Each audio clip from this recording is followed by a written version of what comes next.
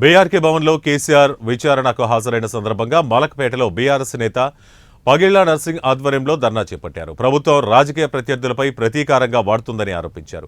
Kaleshwaram project రాష్ట్రాభివృద్ధికి ఒక నిదర్శనమని, దీనిని రాజకీయ లబ్ధి కోసం తప్పుదోవ పట్టించరాదని వారు డిమాండ్ చేశారు. భవిష్యత్తులో కూడా ప్రజాస్వామ్య మార్గాల్లో తమ ఉద్యమాన్ని కొనసాగిస్తామని వారు స్పష్టం చేశారు.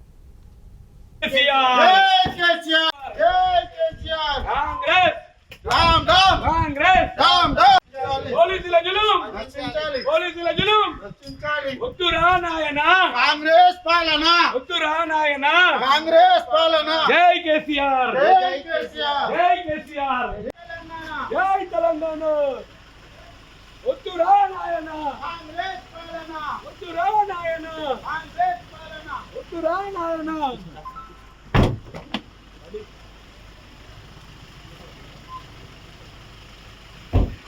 జై తెలంగాణ జై కేసీఆర్ కాంగ్రెస్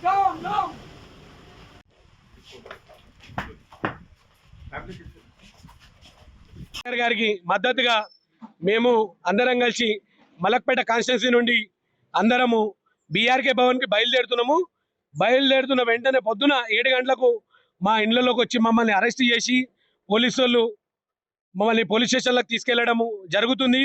కాబట్టి మేము న్యాయం అడిగితే మాకు అరెస్టులా? కాళేశ్వరం గురించి అడుగుతున్నారు, దాన్ని చెప్పడానికి వెళ్తున్నారు. నీకు తెలియకుంటే తెలియదని చెప్పు రేవంత్ రెడ్డి గారు. అంటే న్యాయం చెప్పడానికి పోతే ఈ అరెస్టులు చేసి అందరిని అరెస్ట్ చేసి ఎక్కడ అక్కడ కేసీఆర్ని చూడకుండా చేస్తున్నాడు ఈయన. కాబట్టి ఈయనకు తగిన బుద్ధి మేము కొన్ని రోజులలో చెప్తాము.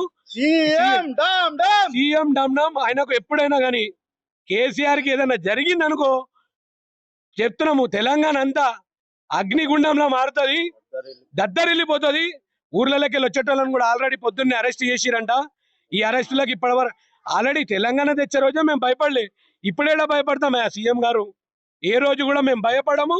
మీరు ఎన్ని అరెస్టులు చేసుకున్నా రేపు పొద్దున మళ్ళీ మేము మీ ఇంటికి వచ్చైనా మిమ్మల్ని తరిమి కొట్టడానికి తెలంగాణ బాధలందరూ కూడా మేము కంకణం కట్టుకుని ఉన్నాము.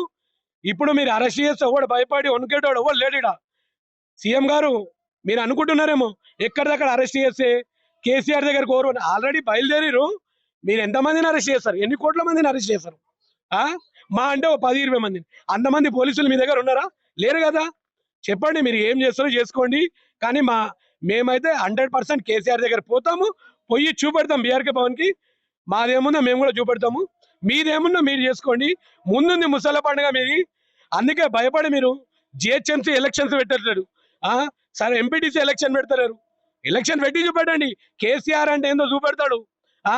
ఆ భయానికి మీరు లాగు తడుపుకుంటున్నారు.